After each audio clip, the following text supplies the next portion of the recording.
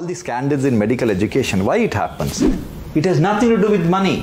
It is ridiculous. Why should postgraduate education be costing so much? It is unacceptable. Why? Because we are not asking the right questions. When I was a young medical student, my classmates were all children from poor families. Today, children from poor families are not dreaming of becoming doctors. This will have a tremendous consequences. Outstanding doctors across the world with magic in their finger, most of them come from deprived background. Because these are the kids with the fire in the belly to work for 24 hours to change the rules of the game.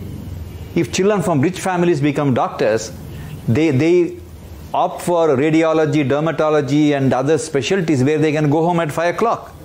Why should postgraduate education be costing so much? Why should you pay 2 crore or 5 crore rupees or even 10 lakh rupees fees to become a specialist? All over the world, higher medical education is free of cost.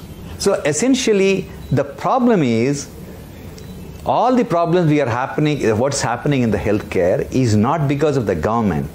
It is because the privileged society doesn't ask the right question. Why every 12 minutes a pregnant lady should die during childbirth? Why 3 lakh children die the day they are born?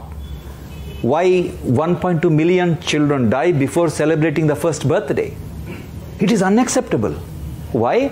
Because we are not asking the right questions. Statistically, if these pregnant ladies had a very good antenatal checkup, 14 to 15% of them need cesarean section.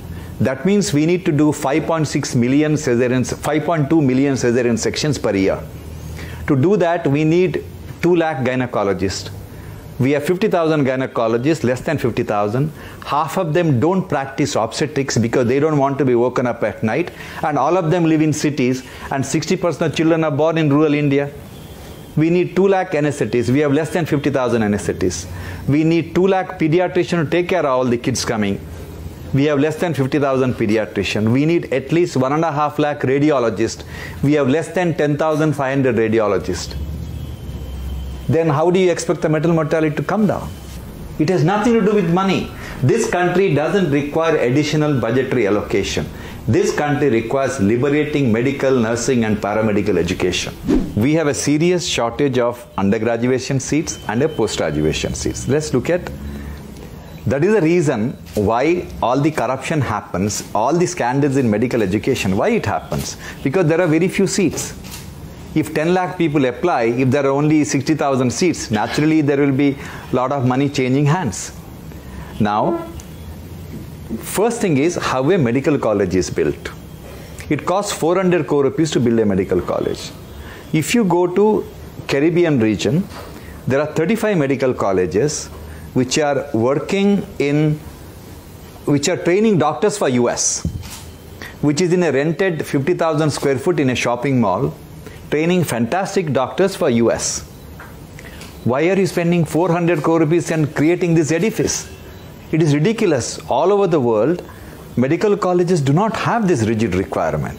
Medical colleges don't require 140 faculty members to train 100 students. 140 faculty members can run a medical college with 1,000 students. So when the whole world has changed, we haven't changed. So today what we have done, we have made medical education as an elitist affair.